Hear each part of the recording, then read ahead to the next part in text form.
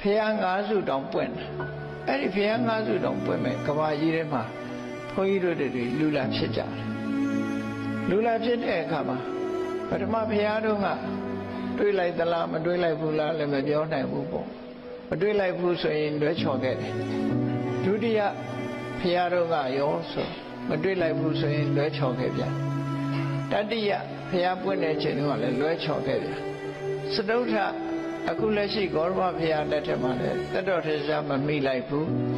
သို့တော့မြတ်စွာဘုရားရဲ့တတ်တော်မွေတော်တွေဖះဟောတဲ့တရားတွေအပြည့်အစုံကြားနာခွင့်ရနေတော့ဖះတွေးရလိုက်တယ်လို့ကံကောင်းတယ်လို့ပြောနော်ဖះကိုဖះရဲ့အဆုံးအမတရားတော်တွေကိုသိရှိကြားနာခွင့်จิตသုံးလိုက်နာခွင့်တရားအထုတ်ခွင့်တွေရလို့ဂေါရမဗုဒ္ဓကိုတော့မမိလိုက်ဘူးလို့မဆိုရအောင်မိလိုက်တယ်လို့သူပြောအဲ့ဒါကိုမမိမလျော့တို့တွေဟာ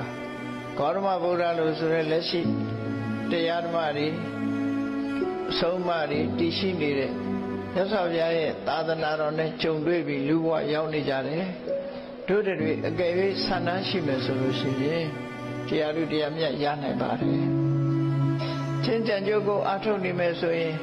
စာပေကျမ်းဂန်မှာဘယ်လောက်ထိအောင်အားပေးထားတော့ဆိုလို့ရှိရင်အေးတရားနိလန်းတိုင်းကျင့်မမှန်ကန်ကန်သာကျင့်နေခရီးမျိုးခရီးလိုပဲဘယ်လောက်ဝေးတဲ့ခရီးပဲဖြစ်ဖြစ်ကုန်းချောင်းလျှောက်နေလမ်းဆုံးရင်ရောက်မှာလမ်းမဆုံးသေးရင်တော့မရောက်သေးဘူးအဲ့ဒါလိုပဲ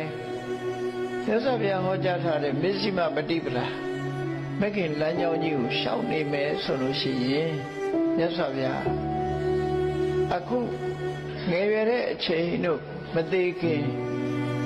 ဒီတရားသူတရားမြတ်မရဘူးအေးသေကနေ့အချိန်ရောက်လို့သေတော့မယ်ဆိုတာကိုလူကသိလာပြီဆိုတဲ့အခါမှာရင်းနစ်ပြီဆိုရင်တွေ့တာဖမ်းဆွဲတတ်တယ်လို့ပဲသေတော့မယ်ဆိုတဲ့အချိန်မှာဆွတ်လွတ်ပြီးတော့တရားကိုကျင့်တော်တာအဲ့ကြဘဝတစ်ခုကဆွတ်လွတ်ရတော့မယ်ဆိုတဲ့အချိန်မှာကြောက်လာ